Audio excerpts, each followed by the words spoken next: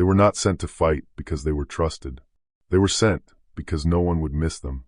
Rain lashed the Pacific Islands sideways, hammering the rough wooden barracks and turning the ground into a foul mixture of mud, rot, and standing water. Under that gray sky, 40 men stood in an uneven line. Their uniforms didn't match. Neither did their faces.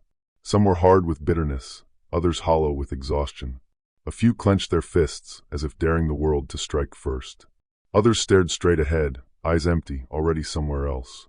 One or two even smiled, because smiling was easier than remembering how they had arrived at this moment. They had been labeled criminals, not murderers, not traitors, just men who did not fit, thieves who stole to survive, fighters who broke noses instead of rules, soldiers who drank too much, questioned orders too loudly, or refused to obey commands that felt pointless or cruel. Some carried the weight of pending court-martials. Others had already tasted the cold isolation of military stockades. All of them shared one thing in common: they were unwanted. And now, they were being offered something worse than prison. An officer stepped forward, rain dripping from the brim of his cap, his boots planted firmly as if he alone could hold the storm back. His voice cut through the downpour, sharp and final. "You are being reassigned," he said. "This is not a request." No one spoke. No one cheered. No one protested. Silence settled heavily over the men. Behind the officer, a map was nailed to a wooden board. Red circles covered the coastline, too many to count. Enemy positions, defensive lines, supply routes. 30,000 Japanese troops occupied the region. Veterans, dug in, watching the sea with patience and precision. The mission briefing was intentionally vague. Reconnaissance, sabotage, intelligence gathering, land quietly, avoid engagement, survive if possible. Everyone standing there understood the truth behind those words. "You are not expected to return," the officer continued. "If you succeed, your records will be reconsidered." At that, a few heads lifted. Reconsidered. Not forgiven. Not rewarded. Just erased enough to vanish quietly. They were criminals, after all. That night, as they packed light and checked weapons older than their grudges, no one spoke of honor or duty. They talked about odds, about hunger, about whether dying unseen in the jungle was better than rotting slowly behind bars. When the transport boat finally slipped away from the dock, engines muffled and lights dark, the island faded into the night behind them. 40 men headed toward 30,000 enemies. No banners followed them. No history books waited. Only the sea and whatever came next. The shoreline appeared just before dawn, a black scar against darker water. No one spoke as the boat slowed. The air felt wrong, heavy, wet, alive. The jungle pressed down to the sand like a living wall, thick and breathing. Somewhere inland, something moved. Maybe animals. Maybe men. They disembarked without a sound, boots sinking into wet sand, weapons raised. Orders came only in hand signals. The first rule was survival. The second was invisibility. Within minutes, the jungle swallowed them whole. Days passed without gunfire, and somehow that was worse. Silence forced the mind to wander. They learned to move slowly, to breathe shallow, to listen with a focus they had never known before. The jungle punished mistakes instantly. One man slipped crossing a stream and nearly drowned under the weight of his gear. Another woke screaming from a nightmare and had to be held down before he exposed them all.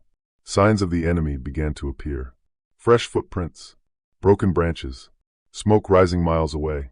30,000 Japanese soldiers were out there. They could feel it.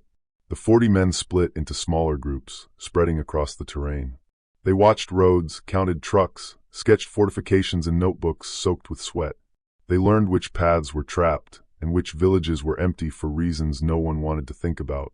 Then came the first contact. A patrol. 5 Japanese soldiers moving confidently through the jungle. The Americans froze. No one fired. They let the patrol pass within yards, fingers trembling on triggers, lungs burning as they held their breath. When it was over, one of the men let out a soft, broken laugh, not because it was funny, but because he was still alive.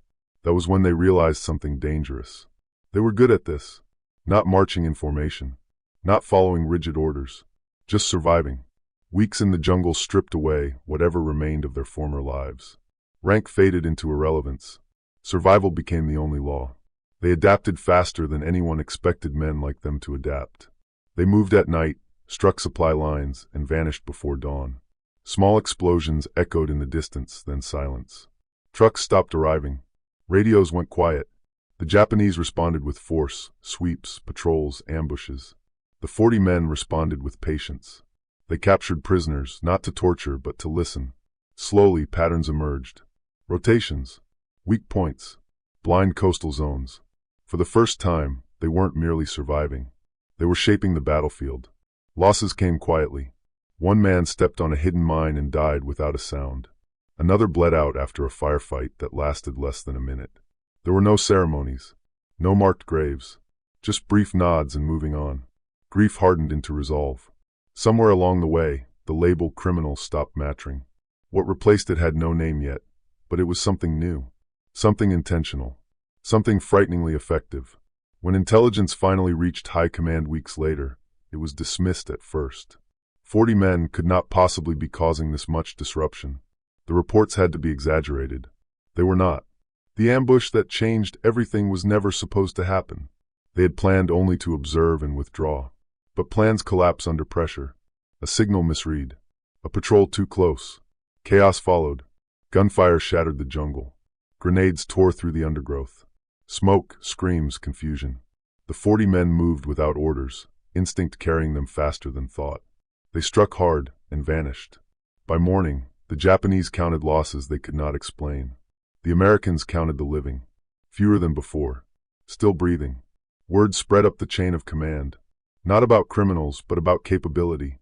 Observers were sent. Quiet men who watched, listened, and took notes.